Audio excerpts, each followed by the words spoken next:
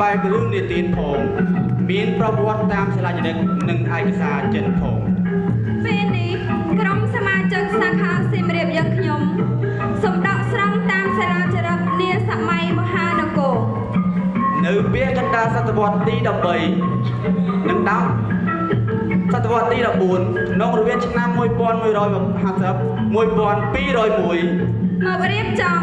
ដំឡើងជាទាំងទស្សនីយភាពជូនទស្សនាកំសាន្តនាសម័យនោះមានកំពូលមហាព្រះសង្ឃខ្មែរមួយព្រះអង្គមានឫទ្ធិចេស្តាអស្ចារ្យព្រះអង្គជាមេទ័ពដ៏កំពូលបានប្រយុទ្ធតស៊ូបដិបដាច់រំដោះទឹកដីកម្ពុជាពីខ្មាំងសត្រូវឈ្លានពានព្រះអង្គបានពង្រួមរដ្ឋចំណុចទាំងអស់ឲ្យស្ថិតក្នុងការគ្រប់គ្រងរបស់កម្ពុជាតែមួយដែលធ្វើឲ្យនគរខ្មែរក្លាយជាមហានគរដ៏ធំល្វឹងល្វើយលើសពីនេះទៅទៀតព្រះអង្គជាស្ដេចដ៏ចំណានក្នុងការគ្រប់គ្រងនិងរៀបចំប្រទេសព្រះអង្គជាស្ថាបនិកដ៏ល្បីល្បាញក្នុងការកសាងប្រាសាទថ្មបុរាណល្បីៗជាច្រើនមនសិការស្នេហាជាតិនិងវរៈភាពគ្មានពីររបស់ព្រះអង្គបានធ្វើឲ្យកូនខ្មែរគ្រប់រូបគ្រប់ជំនាន់ស្ងប់ស្ងាយនិងគោរព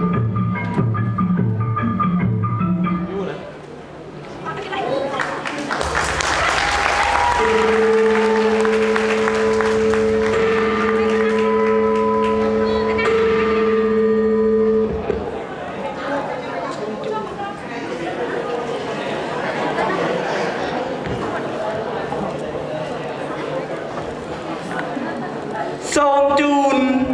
មហាទស្សនីយភាពសិល្បៈរឿងព្រះបាទជ័យវរ្ម័នទី7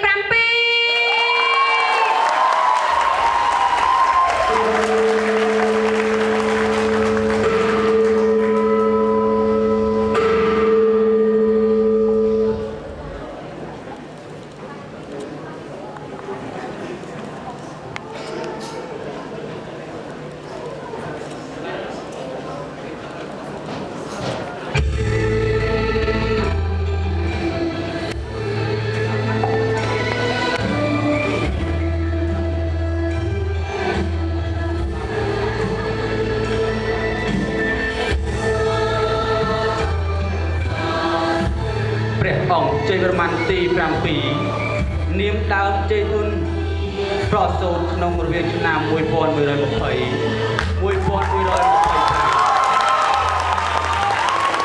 ព្រះបិតាព្រះនាមព្រះបាទធរណវរ្ម័នទី2និងព្រះបិតាព្រះបាទព្រះនាមចេតាមនីព្រះអង្គជ័យធុនបានរៀបអភិសេកជាមួយព្រះនាងជ័យរាជទេវីជាអគ្គមហេសីតាំងពីនៅក្មេងវ័យវស្សាហើយទ្រង់មានព្រះរាជបុត្រាមួយព្រះអង្គព្រះនាមសន្ទ្រកុមារ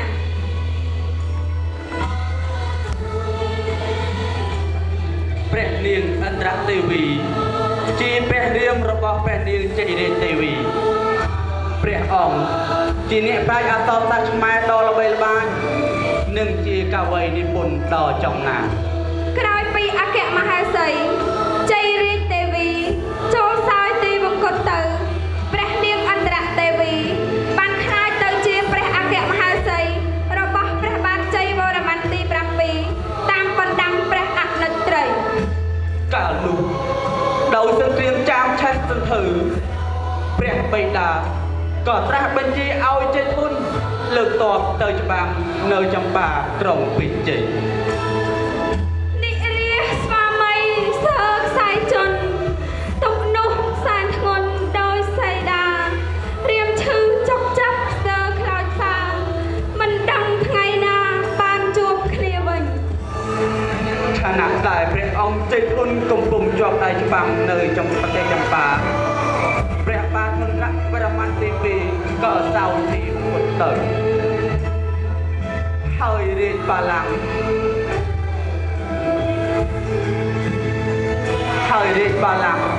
កក៏បានធ្លាក់ទៅលើព្រះបាទយសោវរ្ម័នទី2ដែលជាស្ដេចវង្សត្រាវឡើងគ្រងរាជបន្តក្នុងរាជព្រះអង្គមានការវឹកវរផ្ទៃក្នុងដណ្ដើមរាជបល្ល័ង្កព្រាបបីដូចពិរុទ្ធរាជបងលេខចាន់ថ្លៃ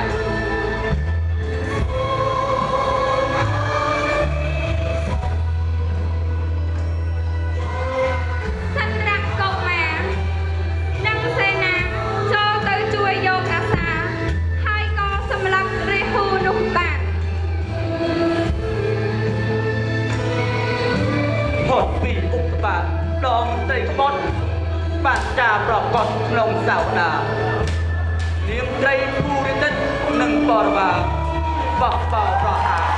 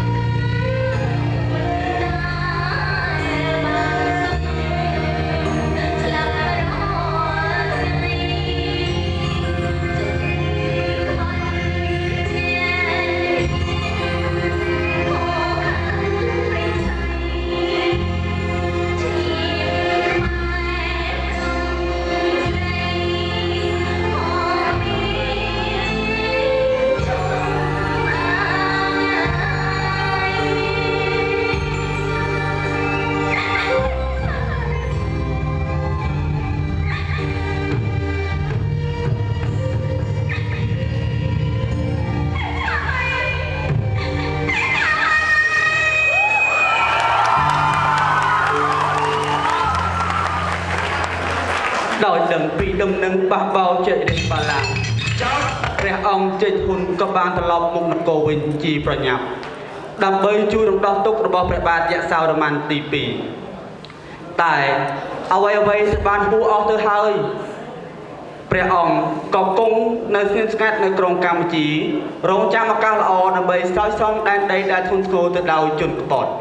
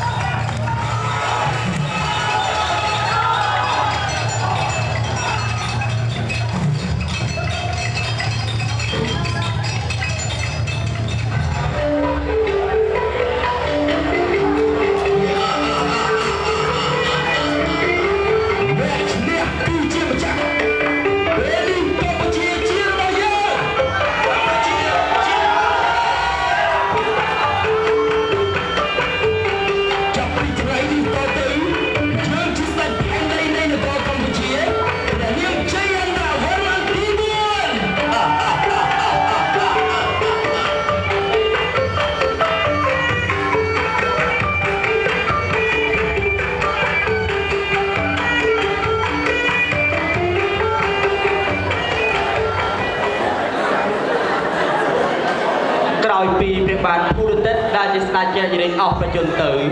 ព្រះអង្គចេញហ៊ុនក៏បានរៀបចំបង្កើតកងទ័ពដើម្បីតស៊ូរំដោះមហានគរពីកណ្ដាប់ដៃខ្មាំងសត្រូវលៀនពៀន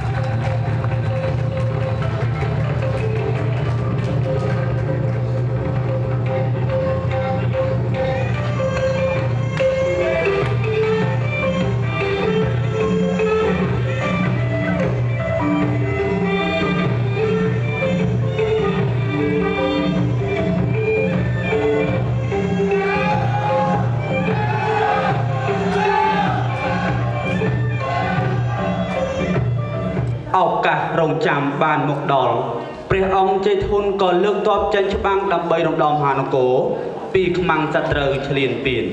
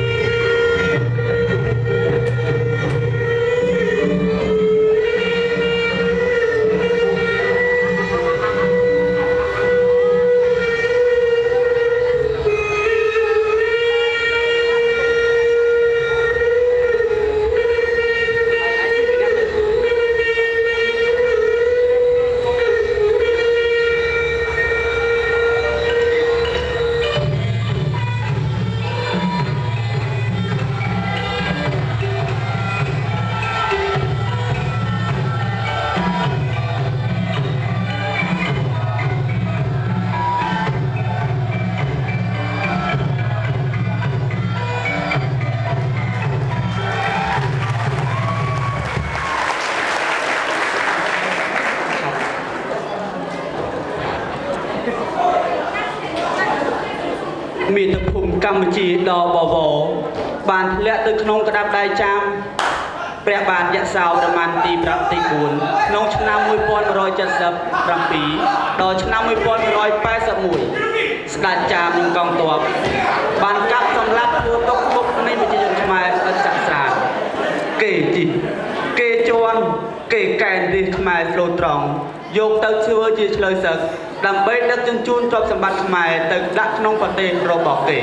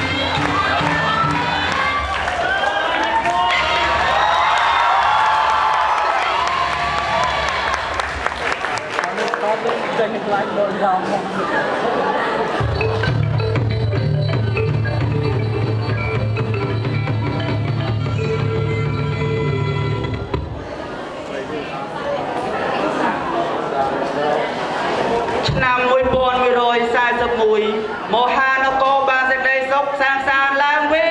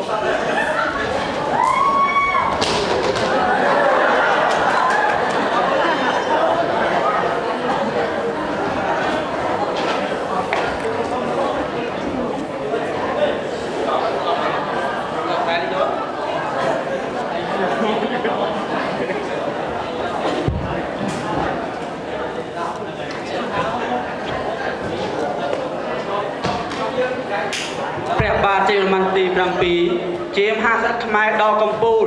សេចក្តីឈឺចាប់របស់ប្រជារាស្ត្រគឺជាសេចក្តីឈឺចាប់របស់ព្រះអង្គផ្ទាល់ព្រះបាទជ័យវរ្ម័នទី7ជាស្ដេចសឹកសង្គ្រាមដ៏ពូកែនិងជាស្ដេចដែលកសាងប្រាសាទនិងមន្ទីរពេទ្យច្រើនជាងគេព្រះអគ្គមហេសីឥន្ទ្រទេវីជាអ្នកប្រាជ្ញអក្សរសាស្ត្រជាកវីនិពន្ធជាបរិយាកាចារ្យនិងជាសាស្ត្រាចារ្យដ៏ល្បីល្បាញជ័យយោកំពូលមហាព្រះសង្ឃខ្មែរព្រះបាទជ័យវរ្ម័នទី7ជ័យយោជ័យយោខ្មែរពូជអ្នកកសាងអង្គរជ័យយោមហាកុសលខ្មែរដ៏រឹងមាំជ័យយោសាខាសៀមរាប